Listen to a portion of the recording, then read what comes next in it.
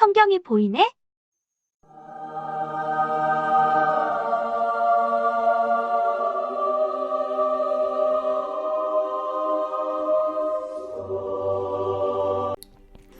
지도를 보시면은요, 메소포타미아에서 아브라함은 하란을 거쳐서 세겜 땅에 도착합니다. 거기서 다시 베델과 아이 사이에 정착한 후에 점점 남방으로 내려가다가 기근을 만나 애굽까지 그만 가버렸습니다. 그리고 창세기 13장 기록에 의하면은 애굽에서 추방된 아브라함은 네게브 사막을 거쳐서 다시 베델과 아이 사이에 있는 하나님께 제단을 쌓았던 곳에 이르러서 거기서 거하게 됩니다. 애굽을 향해서 갔던 그대로 다시 돌아온 것이죠. 애굽에서 베델과 아이 사이는 약 300km가 떨어져 있는데 하나님을 떠났던 아브라함이 다시 하나님께로 돌아오는데 왕복 600km에 달하는 기나긴 여행길을 걸어야 됐고 많은 세월을 허비해야만 했습니다. 그리고 거짓말쟁이 아브라함으로 세상 사람에게 손가락질 받는 사기꾼이 되어버렸습니다. 조금만 더 버티면 되는데 불순종함으로 말미암아서 받아야 할 대가가 이렇게 큰 것입니다.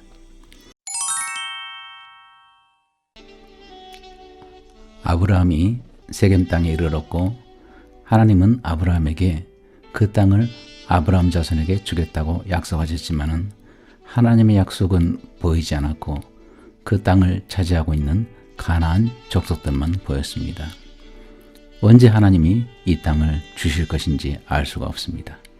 아브라함은 자꾸 내려가게 되죠. 기근을 피해서 애굽에 가까이 왔는데 새로운 문제에 닥치게 됩니다. 창세기 12장 11절입니다. 그가 애굽에 가까이 이르렀을 때 그의 아내 사례에게 말하되 내가 알기에 그대는 아리따운 여인이라. 애굽 사람이 그대를 볼 때 이르기를 이는 그의 아내라 하여 나는 죽이고 그대는 살리리니 원하건대 그대는 나의 누이라 하라.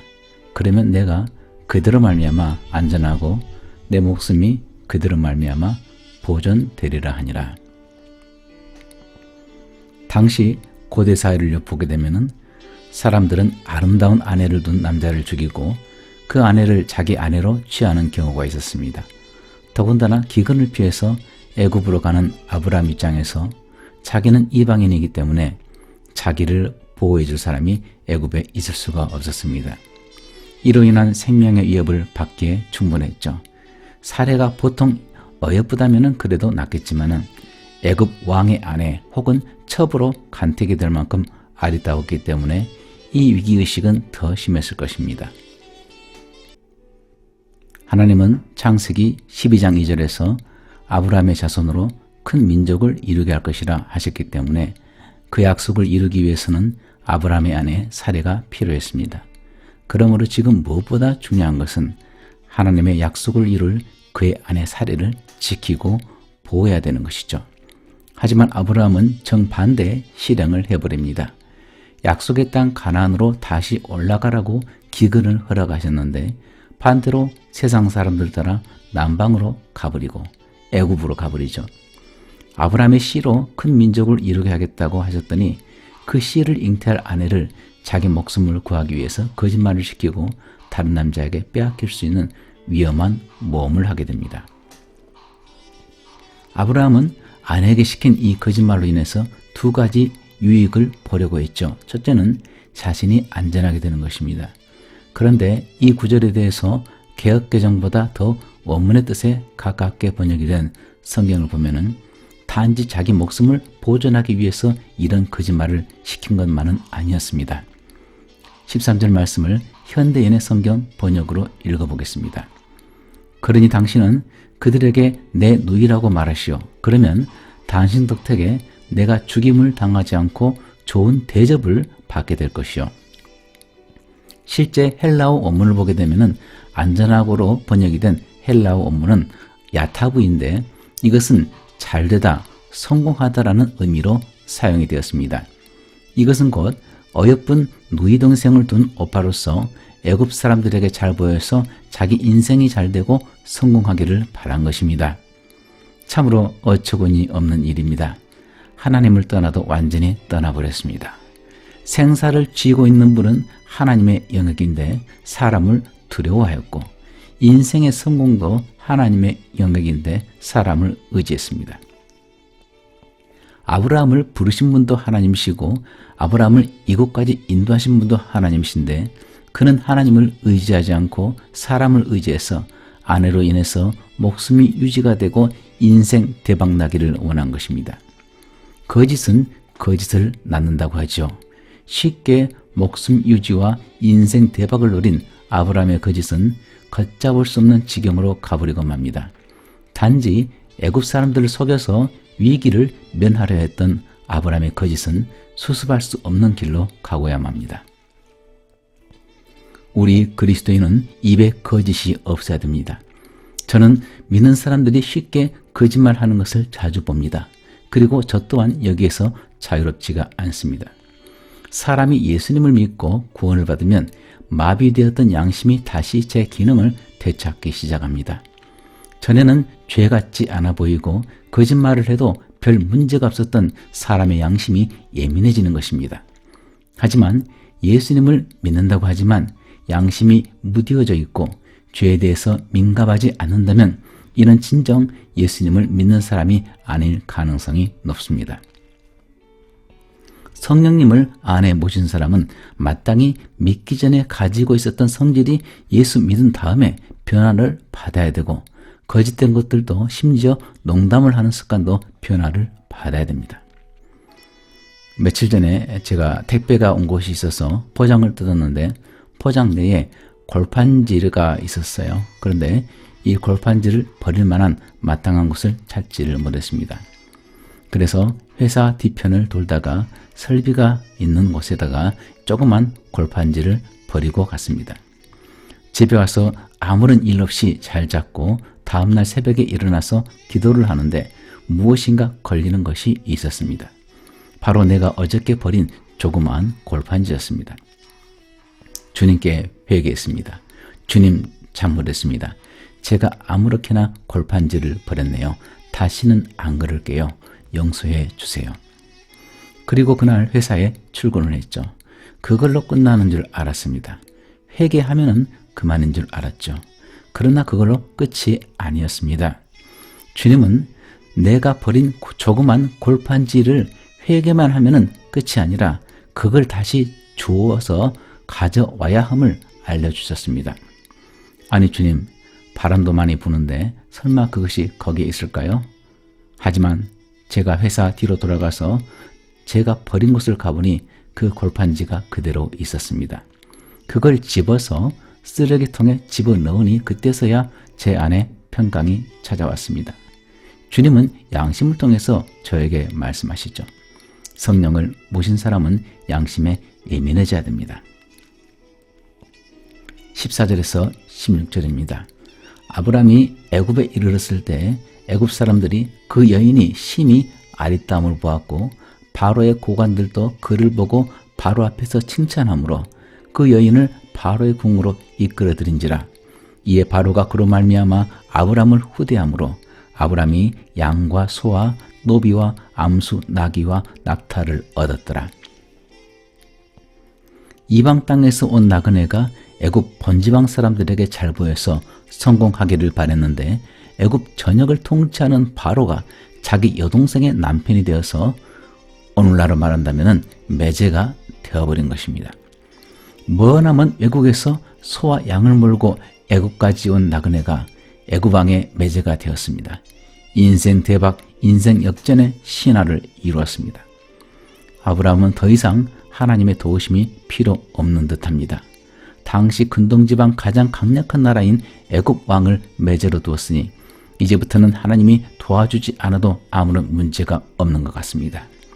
가나안 땅 건기에는 비가 오지 않아서 하나님이 비를 내려주시기를 기다려야 되는, 그리고 지금도 가나안 사람들이 그 땅을 차지하고 있어서 언제 자기가 그 땅을 차지할 수 있을지 모르는 그런 곳에서 살아가는 것에 비하면 이것은 그야말로 천국 같습니다. 아브라함은 아내 사례를 애굽 왕에게 넘기는 대가로 많은 양과 소와 나귀와 심지어 남녀 하인들까지도 소유하는 거부가 되어버렸습니다. 사례 입장에서는 기가 막힐 노릇이죠. 남편이라는 작자가 아내 하나를 지키지 못하고 속수무책입니다. 거기에 더해서 자기를 왕에게 팔아서 많은 가축과 남녀 하인들까지도 거느리는 거부가 되어버린 그런 꼴이 되었는데 자기를 구하기 위한 아무런 조치를 취하지 않습니다. 생명의 유협에서 벗어나기 위해서 아내에게 거짓말을 시키고 거기에 악을 더해서 왕에게 아내를 넘기고 큰 부자가 되어버린 남편 아브라함. 세상에서 가장 못난 남편이 되어버렸습니다. 18절에서 20절입니다. 바로가 아브라함을 불러서 이르되 내가 어찌하여 나에게 이렇게 행하였느냐? 내가 어찌하여 그를 내 아내라고 내게 말하지 아니하였느냐? 내가 어찌 그를 누이라 하여 내가 그를 데려다가 아내를 삼게 하였느냐? 내 아내가 여기 있으니 이제 데려가라 하고 바로가 사람들에게 그의 일을 명하매 그들이 그와 함께 그의 아내와 그의 모든 소유를 보내었더라. 18절 말씀에 주목하시기를 바랍니다. 하나님의 사람 아브라함이 바로를 꾸짖는 것이 아니라 하나님을 믿지 않는 바로 왕이 도리어 아브라함을 꾸짖습니다. 부르심을 받아 나온 하나님의 사람 아브라함이 저지른 죄에 대해서 하나님을 전혀 모르는 이방 사람 애굽 왕이 도리어 하나님께 계시를 받아서 아브라함을 책망합니다. 믿지 않는 사람이 하나님께 계시를 받아서 믿는 사람을 책망하는 것이죠. 이 어떻게 된 일입니까? 18절부터 19절까지 바로 왕은 3번에 걸쳐서 아브라함의 잘못을 질책합니다. 어찌하여 3번이나 반복을 합니다. 이 얼마나 부끄러운 일입니까? 소위 부르심을 받아서 그 머나먼 순례의 길을 떠난 아브라함의 정직성은 하나님을 모르는 애굽 왕보다도 더 못했습니다. 바로의 입장에서 본다면 하나님의 사람이라는 아브라함은 거짓말쟁이였고 그의 안전과 부귀를 위해서 아내를 팔아버려도 아무렇지도 않아 하는 그런 인간에 지나지 않았습니다. 하나님 믿지 않는 사람보다 더 못한 도덕성을 지닌 거짓말쟁이가 된 것입니다. 요한계시록 21장 8절입니다. 그러나 두려워하는 자들과 믿지 아니하는 자들과 흉악한 자들과 살인자들과 음행하는 자들과 점술가들과 우상숭배자들과 거짓말하는 모든 자들은 불과 유황으로 타는 못에 던져지리니 이것이 둘째 사망이라. 흉악한 자들은 원문에서 부데오라는 말에서 유래했는데요. 이 말이 재미가 있어요. 이것은 조용히 방귀를 끼다, 고약한 냄새가 나다 해서 유래한 것입니다. 큰 방귀는 냄새가 별로 없지만 조용한 방귀가 냄새가 심하죠. 그리스도인이라면 주 예수님의 냄새를 내야 되는데 고약한 냄새를 풍기고 다니는 그런 그리스도인들도 있습니다.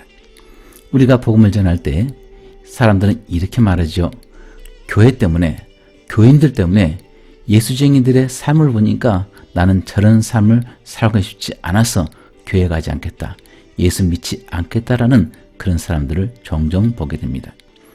그런 사람들에게 사람을 보지 말고 하나님을 보라고 권하지만은 실상은 핑계밖에 되지 않습니다. 세상 사람들은 눈에 보이지 않는 하나님을 느낄 수가 없기 때문에 눈에 보이는 하나님, 즉 그분을 믿는 사람들의 삶을 보고 하나님께 올 수밖에 없는데 그런 믿는 사람들이 세상 사람들에게 고약한 냄새를 풍긴다면 어느 누가 하나님께 나올 수 있겠습니까? 우리는 예수님다운 삶을 살아가고 있나요? 사람들이 우리를 보고 저 사람은 정말 나와 다른 사람이야, 저 사람이 믿는 하나님이라면 나도 믿고 싶어, 이런 말을 듣는 삶을 살고 있습니까? 음행하는 자들은 육체적으로 음행하는 것은 물론이고 이성을 보고 음욕을 마음에 품는 것도 음행하는 것입니다. 어제 예수님 믿지 않는 사람들을 만났는데 그들이 휴대폰에 있는 여인의 나체 사진을 보면서 이야기 나누는 것을 제가 보고 저는 그 사진을 보지 않고 그들의 대화에 끼어들지 않았습니다. 이것은 음란한 것입니다. 음행하는 것이에요. 우리는 그런 음탕한 것들은 사진도 보지 말아야 됩니다. 거짓말하는 자들은 사람을 속이고 진실하지 않은 것입니다. 여러분에게 권면합니다. 거짓말하면 안 되죠. 거짓말은 사람을 속이고 하나님을 속이려 하는 짓입니다. 예수 믿는 사람도 거짓말할 수 있지가 아니에요. 다른 사람들은 다 그럴지라도 예수 믿는 사람, 저와 여러분만큼은 그러면 안 됩니다. 믿지 않는 바로 앞에서 믿는다는 아브라함의 거짓말은 성도의 수준이 얼마나 수준 이하인지를 적나라하게 드러내는 것이었습니다. 20절 마지막 구절 번뇌었더라. 이 구절은 창세기 3장 23절에서 아담과 하와가 에덴 동산에서 추방당할 때 사용된 단어입니다. 다시 말해서 바로가 거짓말장애인 아브라함을 애굽에서 추방하고 있는 것입니다. 하나님의 약속을 믿지 못하고 하나님의 말을 듣지 않으니 하나님은 강제로 아브라함을 애굽에서 추방시키사 하나님이 원래 계획하셨던 가나안 땅으로 아브라함을 다시 보내십니다.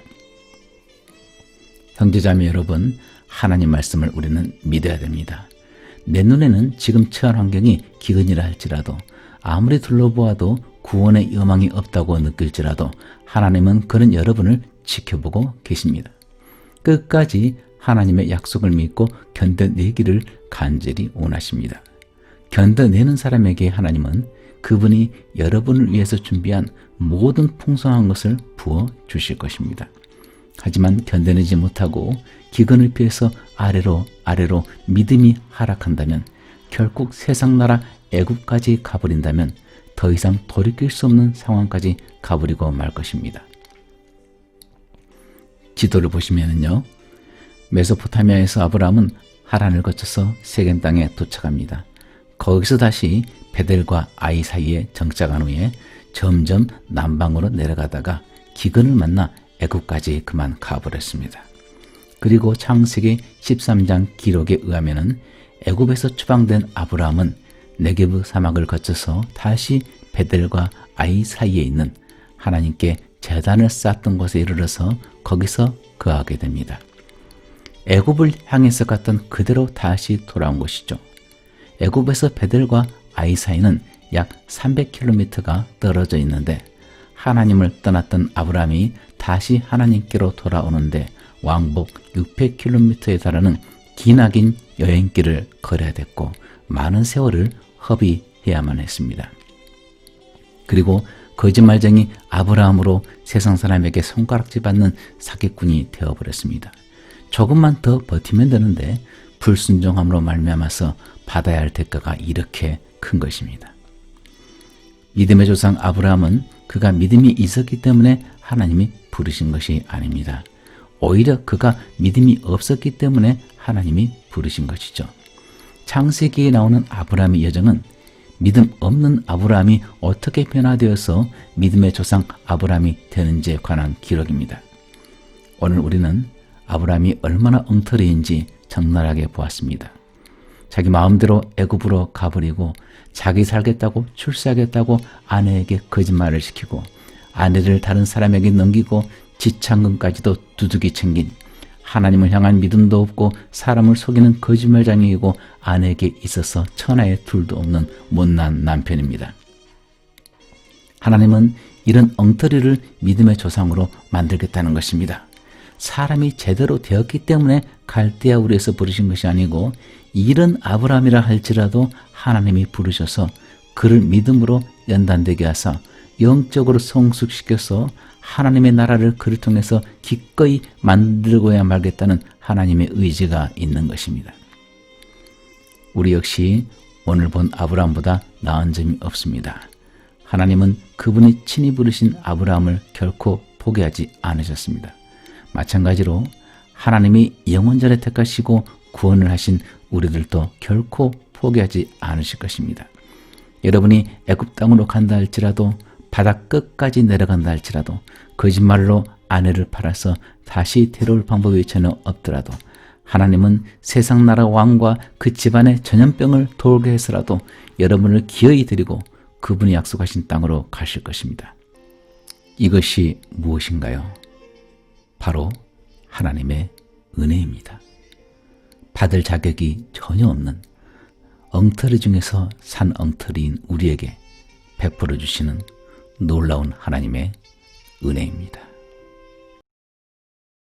구독과 좋아요 눌러주세요.